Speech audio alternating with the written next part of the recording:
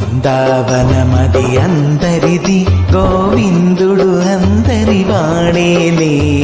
బృందావనమది అందరిది గోవిందుడు అందరి వాడేలే.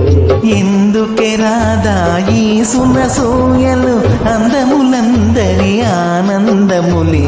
ఎందుకు రాధా ఈ సునసూయలు అందములందరి ఆనందములే. బృందావనమది అందరిది గోవిందుడు అందరి వాడేలే.